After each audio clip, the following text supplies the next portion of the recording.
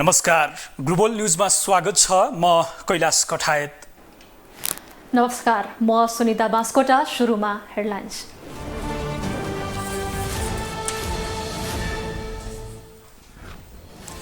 समाजवादी मोर्चाको नेतृत्वमा 6 महिने आलोपालो। पहिलो संयोजनको जिम्मा माधव नेपाललाई नीति तथा कार्यक्रम बनाएर 7 प्रदेशमा बृहत कार्यक्रम गर्ने निर्णय। प्रधानमन्त्रीको राजीनामा माग्ने एमालेको निर्णय आफैलाई गल्पासो। प्रतिपक्षी रासोपा र राप्रपाले नै साथ दिएनन्। राजीनामा नदिने अडानले प्रचण्डमाथि अनेक आरोप लगाउँदै ओली। कांग्रेस संसदीय दलको नेता बदल्न फेरि लाग्ने महामन्त्री गगन थापाको चेतावनी। मैदानको दौडमा नथाकेको जिकिर। देशले आफू र आफ्नो पुस्ता प्रधानमन्त्री खोजेको दाबी। अमेरिकाले युक्रेनलाई विवादास्पद क्लस्टर बम दिने निर्णय लिन आफूलाई निकै समय लागेको राष्ट्रपति जो बाइडेनको प्रतिक्रिया। युक्रेनमा गोली गट्ठा सकिने लागेको जिकिर। र 7औं संस्करणको पीएम कप एनबीए महिला तथा पुरुष राष्ट्रिय भलिबल प्रतियोगिता सुरु। पहिलो दिन पुलिस, त्रिभुवन आर्मी र एपीएफको विजयी सुरुवात।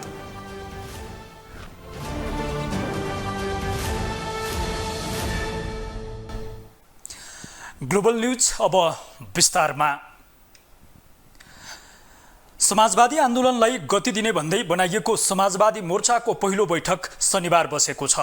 पहिलो बैठकले मोर्चा संयोजनको जिम्मेवारी नेकपा एकीकृत समाजवादीका अध्यक्ष माधव कुमार नेपाललाई दिने निर्णय गरेको छ। मोर्चा संयोजनको जिम्मेवारी हरेक 6 महिनामा परिवर्तन हुने जनाइएको छ। नेकपा एकीकृत समाजवादीको केन्द्रीय कार्यालयमा बसेको बैठकमा प्रधानमन्त्री पुष्पकमल दाहालदेखि नेकपा महासचिव नेत्रविक्रम चन्द विप्लवसम्म उपस्थित थिए। एक रिपोर्ट। असार 4 गते निकै तामझामका साथ घोषणा गरिएको समाजवादी मोर्चाको पहिलो बैठक शनिबार बसेको छ। नेकपा एकीकृत समाजवादीको केन्द्रीय कार्यालयमा बसेको पहिलो बैठकले विभिन्न निर्णयहरू गरेको छ, जस अन्तर्गत समाजवादी मोर्चा नेपालको आगामी नीति र आचार संहिता बनाउनका लागि 4 सदस्यीय कार्यदल गठन गरिएको छ। कार्यदलले बैठकको अध्यक्षताको मोडालिटी, मोर्चाको आगामी नीति तथा कार्यक्रम र आचार संहिता बनाउनेछ। नेकपा एकीकृत समाजवादीका उपाध्यक्ष प्रमेश हमाल, नेकपा माओवादी केन्द्रका महासचिव देव गुरुङ, जनता समाजवादी पार्टीका नेता राजेन्द्र श्रेष्ठ र नेकपाका नेता खड्गबहादुर विश्वकर्मा कार्यदलका सदस्य रहेका छन्। कार्यदलले मोर्चाको आगामी नीति र आचार संहिता तय गर्ने बताइएको छ। कार्यदल 4 जना हुनुहुन्छ। एकीकृत समाजवादीको उपाध्यक्ष प्रमेश हमाल, माओवादी केन्द्रका महासचिव देव गुरुङ, त्यसै गरी जनता समाजवादी दलका नेता राजेन्द्र श्रेष्ठ र नेपाल कम्युनिस्ट पार्टीका नेता खड्गबहादुर विश्वकर्मा, उहाँहरू 4 जना रहेको कार्यदल बनेको छ। त्यो कार्यदलले अब बाँकी सबै यो समाजवादी मोर्चाको आचार संहिता र यसै गरी समाजवादी मोर्चाको नीति कार्यक्रम र अब भावी हुने सबै प्रोग्रामको बारेमा तय गरेर ल्याउँछ। नयाँ अध्यक्ष चयन नहुँदासम्म मोर्चाको अबको बैठकको अध्यक्ष नेकपा एकीकृत समाजवादीका अध्यक्ष माधव कुमार नेपालले गर्ने भएका छन्। यस्तै हरेक 6 महिनामा मोर्चाको अध्यक्ष एकजनाले गर्ने विषयमा पनि छलफल भएको छ। 6 महिनामा अध्यक्ष गर्ने व्यक्ति परिवर्तन हुने नीति 27 गतेको बैठकले तय गर्ने बैठकमा सहभागी नेताहरूले बताएका छन्। सामान्यतया यो मोर्चाको 6 महिनामा अध्यक्षता गर्ने, एकजनाले 6 महिना गर्ने, त्यसपछि अर्को 6 महिनापछि अर्को नेताकोले गर्ने, यस्तो खालको सरसल्लाह भएको छ। त्यो सबै टुङ्गो पनि आउँदो बैठकले गर्नेछ, तर लगभग समझदारी त्यही छ र त्यो समझदारी टुङ्गो नहुन्जेलसम्म माधव नेपालले नै अध्यक्षता गर्नुहुनेछ, एकीकृत समाजवादीका अध्यक्षले। यस्तै बैठकले 7 प्रदेशमा बृहत कार्यक्रम गर्ने पनि निर्णय गरेको छ। 27 गते कार्यक्रमको मिति घोषणा हुने बताइएको छ। असार 4 गते राष्ट्रिय सभागृहमा निकै तामझामका साथ समाजवादी मोर्चा घोषणा गरिएको थियो। समाजवादी मोर्चामा नेकपा माओवादी केन्द्र, जनता समाजवादी पार्टी, नेकपा एकीकृत समाजवादी र नेत्रविक्रम चन्द विप्लव नेतृत्वको नेकपा समाहित छ। समाजवादी मोर्चासँग प्रतिनिधि सभामा 54 सिट छ भने प्रदेशहरूमा पनि समाजवादी मोर्चाको उपस्थिति बलियो छ। ग्लोबल टेलिभिजनका लागि क्यामेरामा नरेश मोक्तानका साथमा कैलाश कठायत, काठमाडौँ। सरकारको आलोचना र सत्ता गठबन्धनका निर्णय विरुद्ध यसअघि एकै ठाउँ उभिने संसदका प्रतिपक्ष दल विभाजित भएका छन्।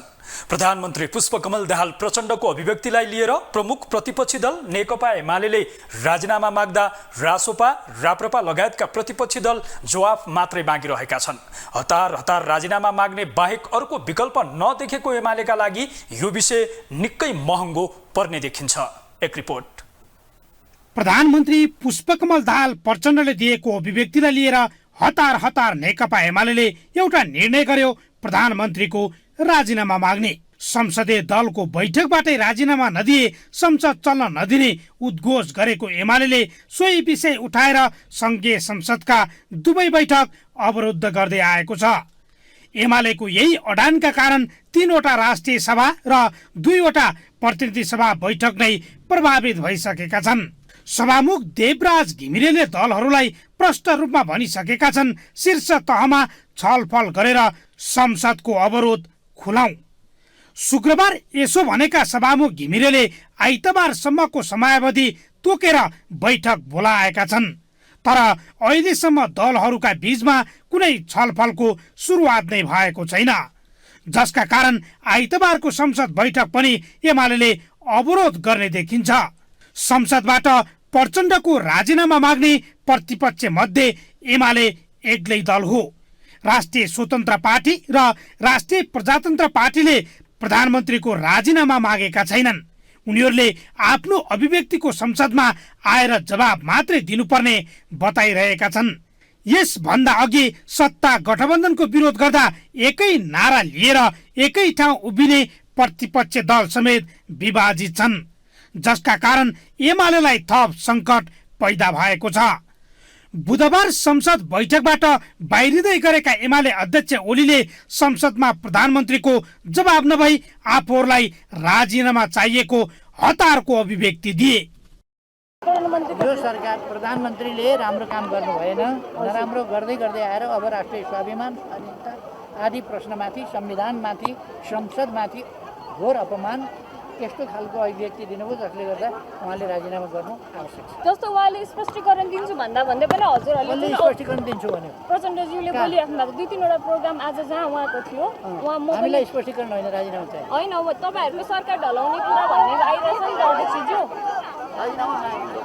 यसरी ओलीले सार्वजनिक रूपमै राजीनामाकै पत्र माग्दा प्रधानमन्त्री प्रचण्डले खल्तीबाट झिकेर दिने अवस्था देखिँदैन, किनकि सत्ता पक्षकै दलका केही नेताले अभिव्यक्तिको विरोध गरे पनि प्रचण्डलाई विश्वासको मत दिने दलका शीर्ष नेताहरूले राजीनामा मागेको भोलिपल्ट बिहानै बालुवाटारमा जम्मा भएर एमालेको निर्णय संसदीय मान्यता विपरीत भएको भन्दै राजीनामा दिनु नपर्ने ढाडस दिइसकेका छन्, जसका कारण प्रधानमन्त्री प्रचण्ड बहुमतका साथ सरकार चल्नेमा ढुक्क छन्। के भएको थियो भन्ने विषयवस्तु नआइकन एउटा कहीँ चाहिँ भएको विषयवस्तुलाई एकैचोटि सदनमा ल्याएर राजीनामा गराउने कुरा जो भयो, यो चाहिँ यो अनौठो कुराकानी भयो। यस कारणले यसका बारे प्रधानमन्त्रीज्यूले त्यहाँ विषय राख्ने, प्रधानमन्त्रीलाई बोल्न चाहिँ अब प्रधानमन्त्रीले पनि संसदमा बोल्न पाउँदैन भने यो कसले पाउने हो, कसरी पाउने हो भन्ने विषयवस्तु संवाद गर्ने, कुराकानी गर्ने, अरू सबै विषयवस्तुहरू त चाहिँ पहिले कुरा राखेपछि अनि बल्ल अब त्यस्तो बारेमा केही भयो त गठबन्धनमा भित्र नै कुरा भइहाल्यो। संसदका अरू दल एकातिर र प्रमुख प्रतिपक्ष दल एमाले अर्कोतिर भइदिँदा बोली फिर्ता लिने या नलिने एमालेलाई आफ्नो निर्णय गलपासो बनेको छ। अब प्रश्न उठ्छ, प्रधानमन्त्रीले राजीनामा नदिए एमाले के गर्छ? संसद सधैँ अवरुद्ध गर्ला त या निर्णय सच्याउँदै संसदमा जवाब मात्रै माग्ला? प्रधानमन्त्री प्रचण्डले जवाब दिन रोस्टममा जान खोज्दा पनि एमाले अवरोध गर्न सक्छ, तर संसदमा अरू प्रतिपक्षले प्रचण्डको जवाब खोजिरहेका छन्।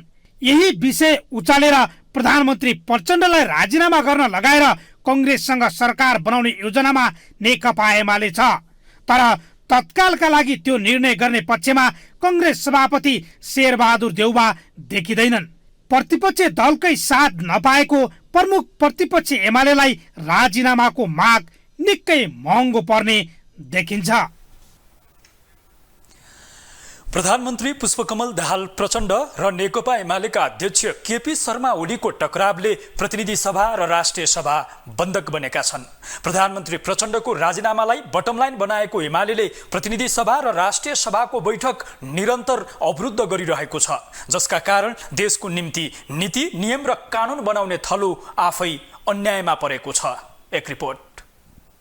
नेकपा माओवादी केन्द्रका अध्यक्ष तथा प्रधानमन्त्री पुष्पकमल दाहाल प्रचण्ड र नेकपा एमालेका अध्यक्ष तथा पूर्व प्रधानमन्त्री केपी शर्मा ओलीको टकरावले संघीय संसदका दुवै सदन बन्धक बनेका छन्। आफूलाई प्रधानमन्त्री बनाउन सरदार प्रीतम सिंहले धेरै पटक दिल्ली भ्रमण गरेको भनी दिएको अभिव्यक्तिलाई लिएर प्रमुख प्रतिपक्षी दल एमाले प्रधानमन्त्री प्रचण्डको राजीनामा माग्दै संघीय संसदका दुवै सदन अवरुद्ध गरिरहेको छ। एमालेको अवरोधका कारण गत बिहिबारबाट राष्ट्रिय सभा र प्रतिनिधि सभाको बैठक अवरुद्ध छन्। प्रधानमन्त्री प्रचण्डले राजीनामा नदिँदासम्म संसदलाई चल्न नदिने अडान एमालेको छ। एमाले प्रधानमन्त्री विरुद्धको आन्दोलन थप सशक्त बनाउने गरी प्रदेश सभामा पनि अवरोध गर्ने रणनीति लिएको छ।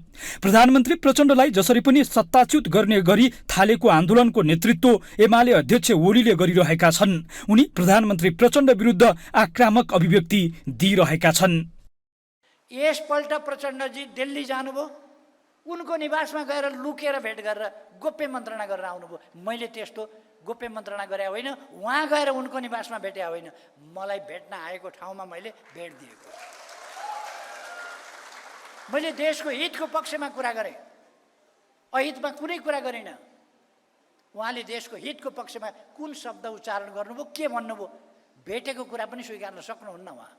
आफ्नो राजीनामा माग्दै एमाले अध्यक्ष ओली आफूमाथि आक्रामक बन्न थालेपछि प्रधानमन्त्री प्रचण्डले पनि आक्रामक जवाब फर्काइरहेका छन्, जसका कारण ओली र प्रचण्डको सम्बन्ध पुनः एकपटक अन्तर्द्वन्द्वको उत्कर्षमा पुगेको राजनीतिक वृत्तमा चर्चा भइरहेको छ। यसरी दुई ठूला नेताहरूको विवाद उत्कर्षमा पुग्दा त्यसको पीडा भने संसदले भोग्नु परेको हो। संसदमा एमालेको अवरोधका कारण मिटर ब्याज पीडितका समस्या सम्बोधनका लागि ल्याइएको अध्यादेश निष्क्रिय अवस्थामा पुगेको छ। अध्यादेश पास हुने दिन एमाले प्रतिनिधि सभा अवरुद्ध गरेपछि निष्क्रिय भएको हो। मिटर ब्याज सम्बन्धी जुन अध्यादेश थियो त्यो पास गर्न दिनु भएन। पास गर्न नदिए के देखियो त भन्दाखेरि मिटर ब्याजीहरूलाई हैन, मिटर ब्याज लिएर जनतालाई शोषण गर्नेहरूको पक्षमा उभिनु भयो नि त उहाँहरू है। उहाँहरूको भूमिका त मिटर ब्याज लिनुहुन्छ, जति लुटे पनि हुन्छ भन्ने कुरामा उहाँहरूको समर्थन देखियो हो। यस्तो खालको काम, यस्तै काम गर्दै जाँदाखेरि त मलाई लाग्छ प्रमुख प्रतिपक्षी लगायतका प्रतिपक्षीहरूको रोल पनि उचित हुँदैन। त्यो जनताले भन्ला नि त कति दिन अवरोध गर्नुपर्छ। ठिक छ, हामी त्यो सबै कुरा फेस गर्न तयार छौँ। एमालेको अवरोधका कारण नेपाल विश्वविद्यालय विधेयक 2080 र मुलुकी संहिता सम्बन्धी केही नेपाल ऐनलाई संशोधन गर्न बनेको विधेयक 2080 ले प्रतिनिधि सभामा प्रवेश पाएको छैन। जनताका प्रतिनिधि सांसदले संसदमा जनजीविकाका सवालहरू उठान गर्न सकेका छैनन्। त्यसो त प्रचण्ड ओलीको जुगाको लडाईँले यसअघि पनि संसदले मार खेप्नु परेको थियो। यसअघि 2078 सालमा नेकपा विघटन हुँदा ओली र प्रचण्डको झगडाले संसद बैठक महिनौसम्म अवरुद्ध भएको थियो। त्यति बेला एमाले पार्टीले 14 जना सांसदलाई निष्कासनको कारबाही गरेकोमा सभामुखले समयमै सूचना टास नगरेको भन्दै संसदमा अवरोध गरेको थियो।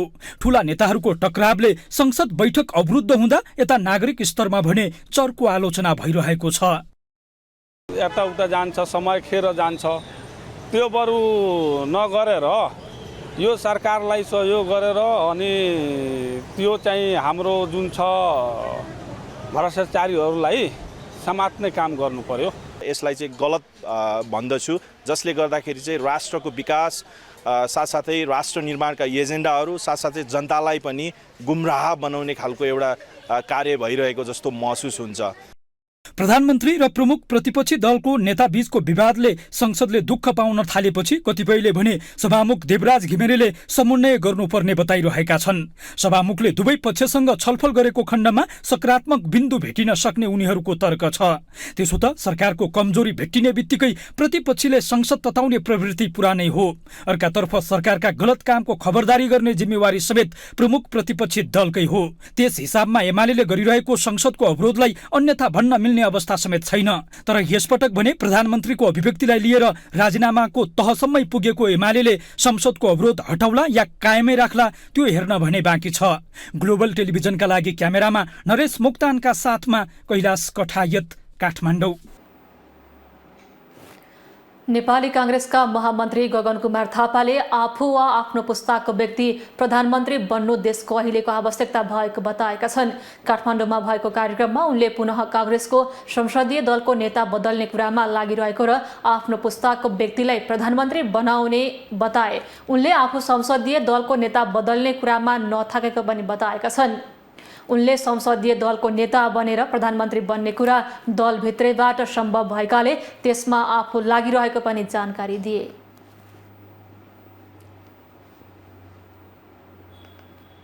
त्यसले कल्पना पनि गर्न सक्दैन कि नेपालमा नयाँ प्रधानमन्त्री आउन सक्छ भनेर, किनकि भूतपूर्वको क्लब जस्तो भयो नेपालको पोलिटिकल पार्टीहरू यस्तो भयो। हाम्रो नेकपा एमाले कसरी बदल्छ त्यो उहाँहरूको कुरा हो, माओवादीले कसरी बदल्छ उहाँहरूको कुरा हो। हामी काङ्ग्रेसमा छौँ, नेपाली कङ्ग्रेसभित्र भएको यसलाई बदल्ने प्रयास गर्नै पर्छ, त्यही कुरा गर्ने कोसिस गरेको। म त एकदम क्लियर छु हेर्नुहोस्, र विधिभित्रै रहेर कुरा गरिरहेको छु। म नेपाली कङ्ग्रेसको सांसद हो, यो बदल्नुपर्छ भनेर अस्ति मैले संसद दलको नेता हुने कोसिस गरेको। मैले सबै साथीहरूको मन चित्त बुझाउन सकिनँ, तर म थाकेको छैन, हारेको छैन। नेपाली कङ्ग्रेसबाट भूतपूर्व प्रधानमन्त्री भएको प्रधानमन्त्री काङ्ग्रेसले पछि प्रधानमन्त्री बनाउन पाएको बेलामा बन्नु हुँदैन। त्यस कारणले गर्दाखेरि फेरि काङ्ग्रेसको संसदीय दलको नेता बदल्ने कुरामा त म लाग्छु। कार्यक्रममा कांग्रेस नेता प्रदीप पौडेलले सरकार यसरी नै चलिरहने हो भने 2084मा कुनै पनि पार्टीसँग मिले पनि कांग्रेसले निर्वाचन जित्न नसक्ने बताए। उनले अहिले कांग्रेस सरकारमा भएको ठाउँमा राम्रा काम गरेर जनतालाई विश्वास दिन सके 2084 सालसम्म कुनै पनि नयाँ पार्टीहरूबाट कांग्रेस डराउनु नपर्ने पनि बताए। उनले सरकारमा रहेका मन्त्रीहरूले जनताका पक्षमा काम गर्न आग्रह पनि गरे। चुनाव जित्ने किन, सरकारमा जान होइन, सरकारमा जाने किन, जनताको निम्ति काम गर्ने होइन, सरकारमा जाने अवसर हामीले अहिले नै पाएका छौँ। त्यसैले जहाँ गएका छौँ त्यहाँ जनताको निम्ति काम गरेर हामीले देखायौँ भने 84को चुनावमा जो नयाँ आए पनि हामीलाई कसैले केही गर्न सक्दैन। अब सरकार यसरी नै चलिरहने हो भने 84मा जोसँग मिले पनि हामीले चुनाव जित्न सक्दैनौँ। त्यसैले मुख्य कुरा मिसन 84 हो भने हामीले जहाँबाट 84लाई मिसन बनाउनु पर्ने हो त्यहाँबाट बनाऊ। नेता पौडेलले सामाजिक सञ्जालमा रिस उठ्दैमा पार्टीका लागि र पार्टीका नेताका बारेमा नराम्रो नलेख्न पनि आग्रह गरे। नेता पौडेलले चुनावका बेला प्रतिस्पर्धीले सोही पार्टीका विरुद्धमा लेखेको प्रमाण देखाएर टिकट लिएर जाने गरेको भन्दै आफ्नो प्रमाण आफैले पेश गर्ने काम नगर्न पनि आग्रह गरे। नेता पौडेलले टोल ओडा सम्मेलन गरेर पार्टीलाई बलियो बनाउन सुझाव सङ्कलन गर्नुपर्नेमा जोड दिएका थिए। हामीले जान्न के पर्यो भने त्यो राति 10-12 घण्टा जति बितिसक्छ नि थुप्रैले स्क्रिनसट गरेर राखिसक्छ।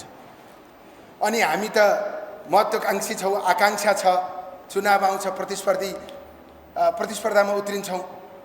त्यो बेलामा यस्तो लेख्ने साथी एउटा पदका निम्ति आकाङ्क्षा प्रस्तुत गर्नुहुन्छ अनि उहाँको अथवा प्रतिस्पर्धामा उत्रिएको अर्कोले के गर्छ भने यो त पार्टी विरोधी हो, नभए हेर भनेर त्यो स्क्रिनसट गरेर राखेको देखाइदिन्छ। त्यसैले आफ्नै विरुद्ध प्रमाण बढाउने काम नगर्नु होला। सकेसम्म जति सक्नुहुन्छ पार्टीको पक्षमा, पार्टीको नेताको पक्षमा।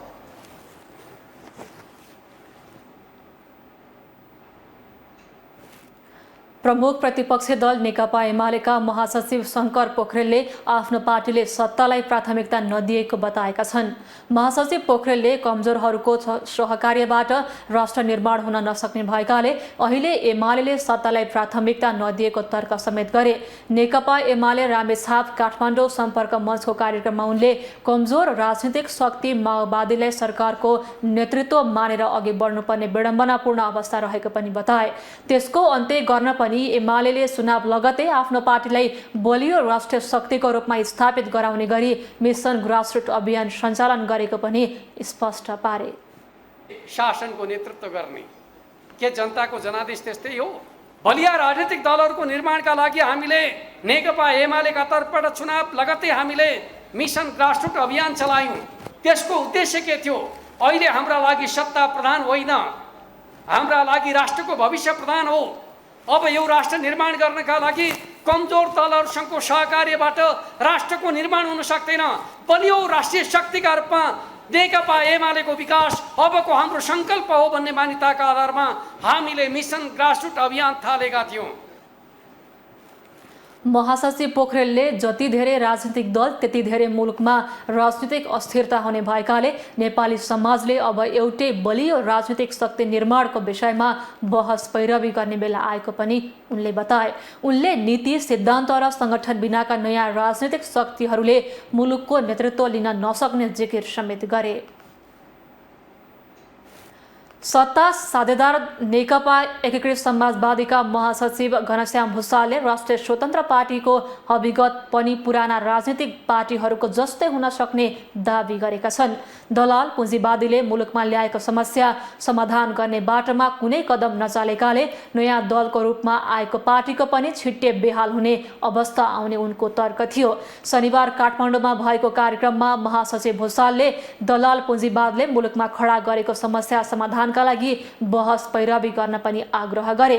उनले आफ्नो पार्टी मात्रै दलाल पुँजीवादले निम्त्याएका समस्या समाधान गरी समाजवाद तर्फको यात्रामा अघि बढ्ने कुराको सैद्धान्तिक मान्यता उभिएको दावी गरे। पनि हामी सांगठनिक हिसाबले पनि त्यसै गरी नै जानुपर्छ। यो पार्टीकै काम हो। यो मूलतः म महासचिवको हिसाबले भन्छु यो पार्टी सङ्गठनले काम गर्ने काम हो। हामी आगामी दिनमा यस विषयमा धेरै गम्भीर छौँ र आगामी दिनमा समाधान गर्दै जानेछौँ।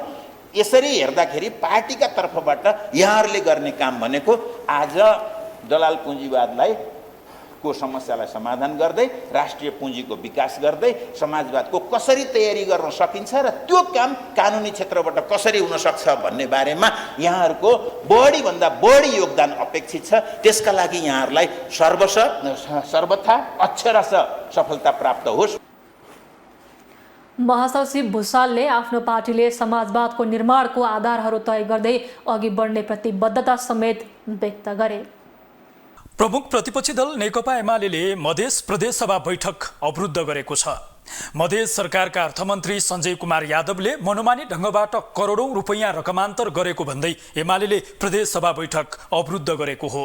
आर्थिक वर्षको अन्तिम समयमा के कति कारणले बजेट रकमान्तर गरेको भन्ने जवाफ माग गर्दै एमाले शनिबार बैठक सुरु हुने बित्तिकै प्रदेश सभा अवरुद्ध गरेको हो। एमाले संसदीय दलका उपनेता दिपेन्द्र ठाकुरले अर्थमन्त्रीले बजेट रकमान्तर मार्फत गरेको अनियमितताको जवाफ मुख्यमन्त्री सरोज यादवले नदिए बैठक चल्न नदिने चेतावनी दिएका थिए। वितरण गर्दाखेरि धनुषा जिल्लाको विदेश नगरपालिकाका नगर प्रमुख नेकपा एमालेबाट जितेर जुन बन्नुभएछ त्यसलाई पूर्वाग्रहको हिसाबले त्यहाँ किन पठाउन सकेन, किन पठाएन, त्यसको जवाब मुख्यमन्त्रीज्यूलाई अविलम्ब चाहियो। असार 1 गते बजेट ल्याएपछि शनिबार 23औं दिन बजेटमाथि छलफल गर्न प्रदेश सभा बैठक बसेको थियो। अर्थमन्त्री डाक्टर प्रकाश शरण महतले बैंक तथा वित्तीय संस्थाहरूले छिट्टै ब्याज दर घटाउने बताएका छन्। बैंक तथा वित्तीय संस्थाहरूले चर्को ब्याज दर असुली गरिरहेको गुनासो आइरहँदा अर्थमन्त्री महतले यस्तो आश्वासन दिएका हुन्। राजधानीमा भएको कार्यक्रममा उनले चर्को ब्याज दर घटाउनका लागि आफूले नेपाल राष्ट्र बैंकलाई भनेको र आगामी आर्थिक वर्षको मौद्रिक नीतिमा सो कुरा सम्बोधन भएर आउने विश्वास समेत व्यक्त गरे। अर्थमन्त्री महतले कोभिड लगायतका समस्याका कारण मारमा परेका उद्योगी व्यवसायीहरूलाई बैंकको ब्याज दर घट्ने कुराले ठूलो राहत हुने पनि बताए।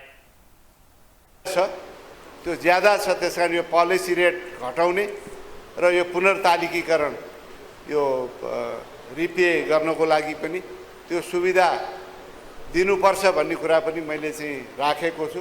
सायद केही न केही सम्बोधन होला, त्यसले गर्दाखेरि यो ब्याज दर घटेर त्यसबाट पनि जो ऋण लिएर ठुलो लगानी यो क्षेत्रमा भएको छ केही न केही राहत पुग्नेछ भन्ने मलाई लागेको छ। अर्थमन्त्री महतले सरकारले आन्तरिक उत्पादनलाई बढावा दिने नीति लिएको उल्लेख गर्दै आन्तरिक वस्तुहरूको खपतमा जोड दिनु पनि आम उपभोक्तालाई आग्रह गरे। उनले कृषि अनुदान दुरुपयोग हुन नदिन सरकारले आगामी आर्थिक वर्षको बजेटमा उत्पादनको आधारमा अनुदान दिने व्यवस्था गरेको पनि स्मरण गराए।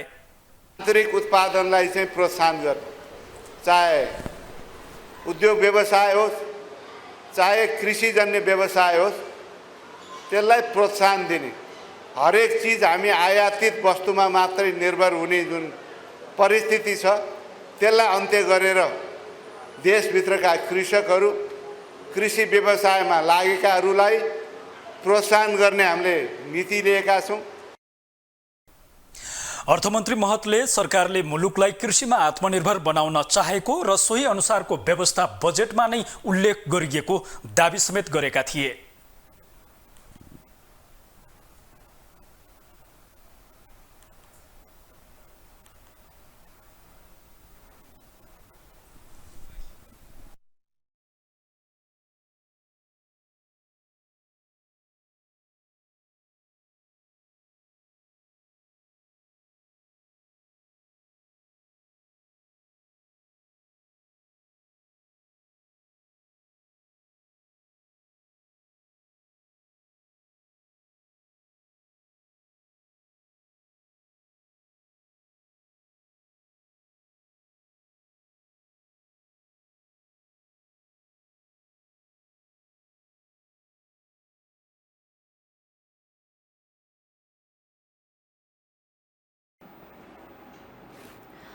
मोटरसाइकल दुर्घटना बढी भएको भन्दै काठमाडौँमा मोटरसाइकल चलाउन रोक लगाउनु पर्ने विषय चर्चामा आएको छ।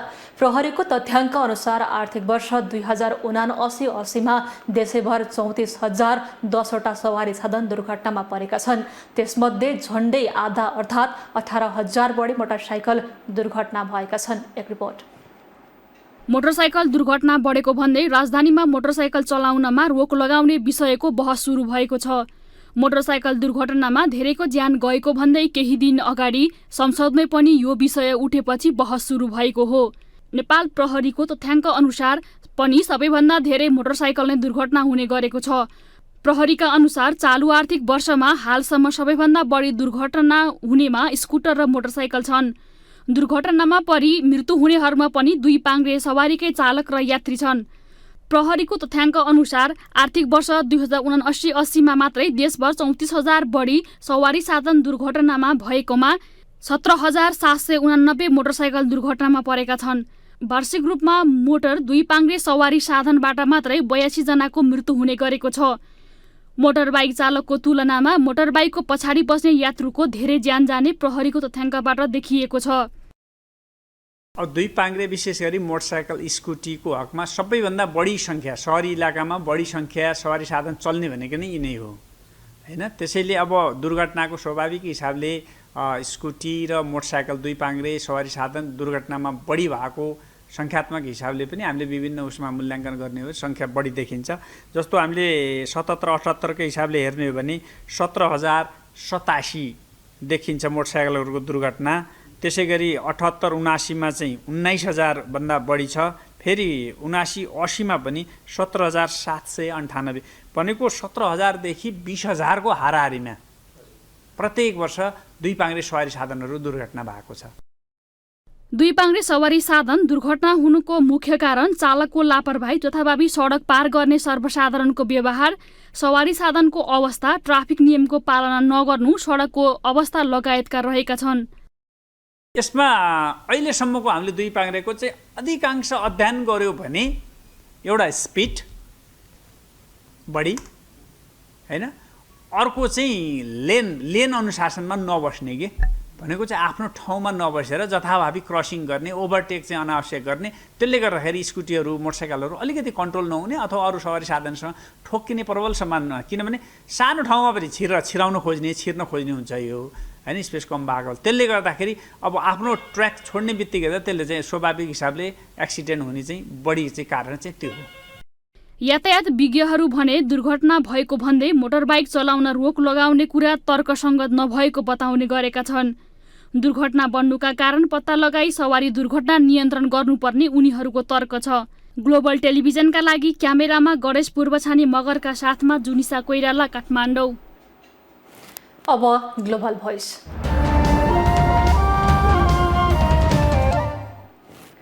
काठमाडौँ उपत्यकामा मोटरसाइकल दुर्घटनामा परि ज्यान गुमाउने र अङ्गभङ्ग हुनेहरूको सङ्ख्या बढ्दो छ।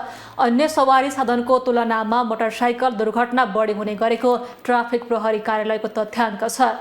आज हामीले मोटरसाइकलबाट हुने दुर्घटना कम गर्न के गर्नु पर्ला भनेर सर्वसाधारणलाई सोधेका छौँ।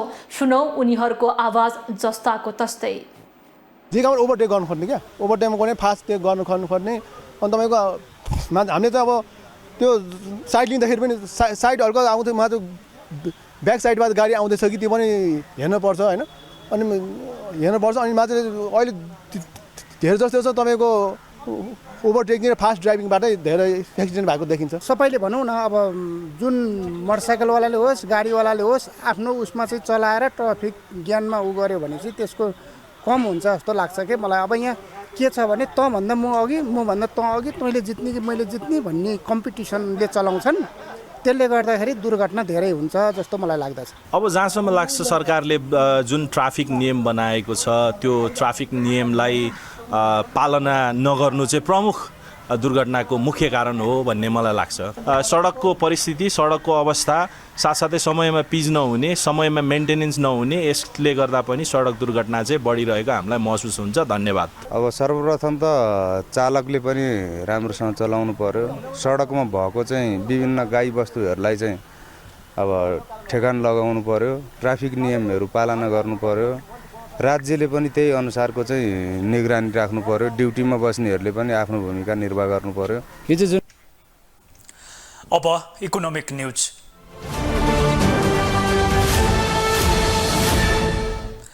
नेपाल राष्ट्र बैंक साउन पहिलो साता आगामी आर्थिक वर्षको मौद्रिक नीति सार्वजनिक गर्ने तयारीमा छ।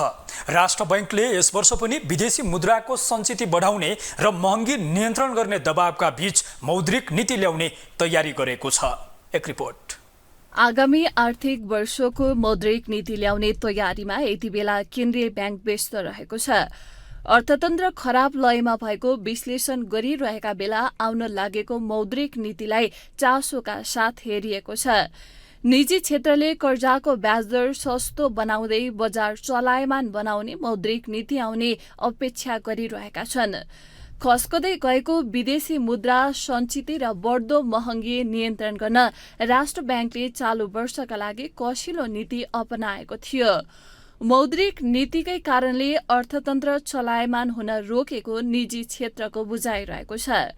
त्यसैले अबको मौद्रिक नीतिमा घर जग्गा र शेयर बजार चलायमान हुने गरी उत्पादनमूलक उद्योगका लागि सस्तोमा कर्जा दिने नीति आउनुपर्ने निजी क्षेत्रले अपेक्षा गरेको छ।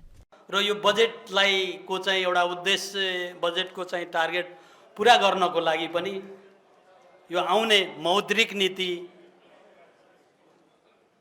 अलि खुकुलो हिसाबकै हुनुपर्छ भन्ने हाम्रो तीनटै संस्थाको चाहिँ एउटा कमन अन्डरस्ट्यान्डिङ चाहिँ बनेको चाहिँ छ। अर्थतन्त्रको यो परिस्थितिलाई हल गर्नमा सघाउनु पर्ने चुनौतीमा रहेको केन्द्रीय ब्याङ्कलाई सोही अनुरूपको मौद्रिक नीति ल्याउन अनुरोध गर्दै त्यसमा सक्दो सहयोग गर्न हामी तयार रहेको पनि म जानकारी गराउन चाहन्छु। गत वर्ष जेठको तुलनामा यस वर्ष आय 16% घटेकाले विदेशी मुद्रा सञ्चितिमा सुधार आएको देखिएको छ। 2079 असार मसान्तमा 12 खर्ब 15 अर्ब रहेको कुल विदेशी विनिमय सञ्चिति 20.9%ले वृद्धि भई 2080 वैशाख मसान्तमा 14 खर्ब 70 अर्ब पुगेको छ। तर महँगी 7% को सीमामा राख्ने लक्ष्यमा भने सरकार असफल भएको छ।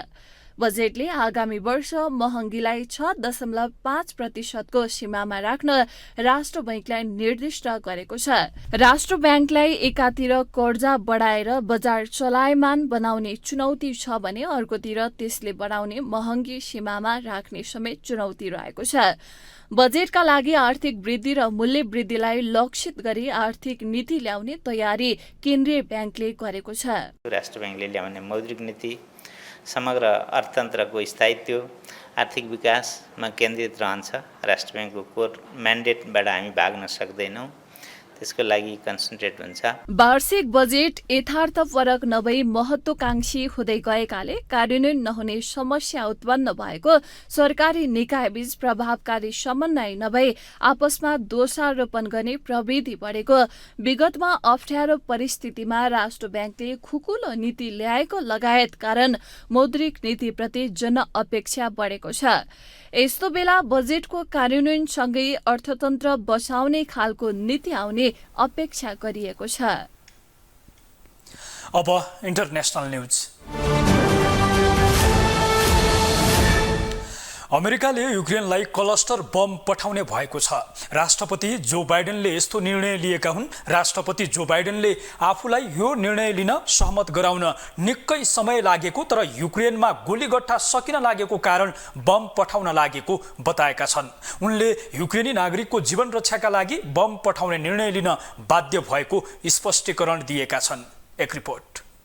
अमेरिकाले युक्रेनलाई बदनाम क्लस्टर बम पठाउने भएको छ। राष्ट्रपति जो बाइडेनले आफ्नो निकै कठिन निर्णयको बचाउ गरेका छन्। राष्ट्रपति बाइडेनले आफूलाई यो निर्णय लिन सहमत गराउन निकै समय लागेको तर युक्रेनमा गोलीगट्टा सकिने लागेको कारण यो निर्णय लिन बाध्य भएको स्पष्टीकरण दिएका छन्।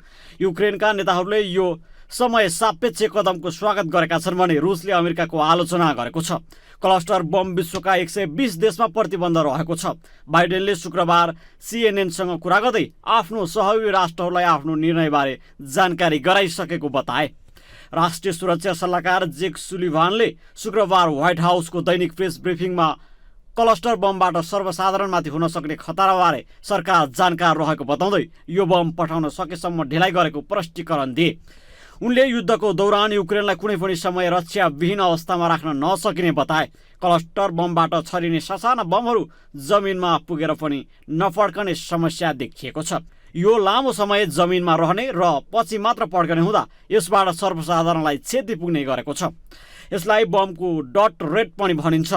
सुलिभानले भने अमेरिकी क्लस्टर बमको डेट रेट 2.5% मात्र रहेको तर रुसी बमको यही दर 30 देखि 40% रहेको भन्दै आफ्नो निर्णयको बचाउ गरे। तर युद्धको सुरुमा व्हाइट हाउसलाई रुसले युद्धमा कथित रूपमा क्लस्टर बम र भ्याकुम बमको प्रयोग गरेको बारे प्रश्न गरिएको थियो।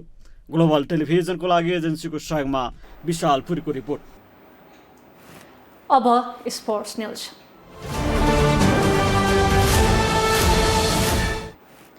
नेपाल भलिबल सङ्घको आयोजनामा राजधानीमा आजबाट 7औं प्रधानमन्त्री कप एनबिए महिला तथा पुरुष राष्ट्रिय भलिबल क्लब लिग सुरु भएको छ। पहिलो दिन 4 खेल सम्पन्न भएका छन्। पहिलो दिन महिलातर्फको 1 र पुरुषतर्फका 3 खेल सकिएका हुन्, जस अन्तर्गत महिलातर्फ पुलिस र पुरुषतर्फ आर्मी, पुलिस र एपिएफले जित निकाल्यो। नेपाल पुलिसले पुरुषतर्फको खेलमा सङ्घर्षपूर्ण जित निकाल्दै गण्डकी प्रदेश भलिबल क्लबसँग अङ्क बाँड्न बाध्य भएको छ। पहिलो दिनको खेलमा पुलिसले गण्डकीलाई 3-2 को सेटमा पराजित गरेको हो। पहिलो र दोस्रो सेट 25-21, 25-16 ले जितेको पुलिसले तेस्रो सेट 13-25 ले गण्डकीलाई सुम्पिन पुग्यो। चौथो सेटमा 6 अङ्कको अग्रता लिँदै जितको नजिक पुगेको पुलिसले आफूलाई सम्हाल्न नसक्दा 24-26 ले गण्डकीलाई सेट सुम्प्यो। अन्तिम तथा निर्णायक खेलमा 15-10 ले जित हात पार्दै पुलिसले गण्डकीसँग अङ्क बाँड्न बाध्य भयो।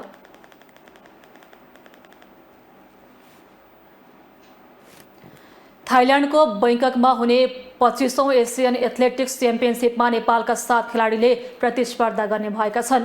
जुलाई 10 देखि 17 गतेसम्म हुने प्रतियोगितामा नेपालका तर्फबाट दीपक अधिकारी, मुकेश पाल, सोमबहादुर कुमाल, शिवराज पार्की, राजपुरा पछाई, फुलमती राणा, आयुष कुमारले प्रतिस्पर्धा गर्ने भएका हुन्। नेपाल एथलेटिक्स सङ्घले चीनमा हुने एसियन गेम्स प्रतियोगितामा छनौट भएका 7 खेलाडीलाई एसियन च्याम्पियनसिपमा पठाउन लागेको हो। एसियन गेम्सको पूर्व तयारी स्वरूप एसियन च्याम्पियनसिपको आयोजना गरिएको हो। एसियन च्याम्पियनसिपमा दीपक अधिकारीले 5000 र 10000 मिटर, मुकेश पालले 5000 र 1500 मिटर, सोमबहादुर कुमालले 400 र 800 मिटरमा प्रतिस्पर्धा गर्नेछन्। यस्तै शिवराज पार्कीले 100 र 200 मिटर, राजपुरा पछाईले 5000 मिटर, फुलमती राणाले 800 र 1500 मिटर, आयुष कुमारले 100 र 200 मिटरमा प्रतिस्पर्धा गर्ने भएका छन्। ग्लोबल न्यूजको अन्त्यमा हेडलाइन्स पुनः एकपटक।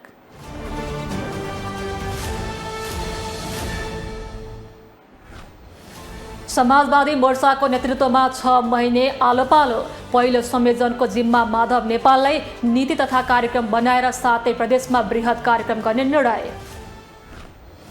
प्रधानमन्त्रीको राजीनामा माग्ने एमालेको निर्णय आफैलाई गल्पासो। प्रतिपक्षीय राष्ट्रपा र राप्रपाले नै दिएनन् साथ। राजीनामा नदिने अडानले प्रचण्डमाथि अनेक आरोप लगाउँदै ओली। काङ्ग्रेस संसदीय दलको नेता बदल्ने फेरि लाग्ने महामन्त्री थापाको चेतावनी। मैदानको दौडमा नथाकेको जिकिर। देशले आफू र आफ्ना पुस्ता प्रधानमन्त्री खोजेको दावी। अमेरिकाले युक्रेनलाई विवादास्पद क्लस्टर बम दिने निर्णय लिन आफूलाई निकै समय लागेको राष्ट्रपति जो बाइडेनको प्रतिक्रिया। युक्रेनमा गोलीकट्ठा सकिने लागेको जिकिर।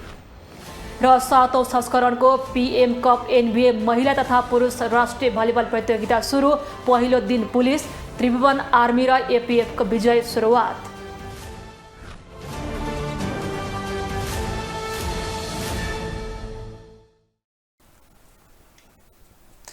ग्लोबल न्यूज अहिलेलाई यति नै। ग्लोबल टेलिभिजन तपाईँ फेसबुक तथा युट्युबमा पनि प्रत्यक्ष हेर्न सक्नुहुनेछ। ग्लोबल टेलिभिजन हेर्दै गर्नुहोला। नमस्ते।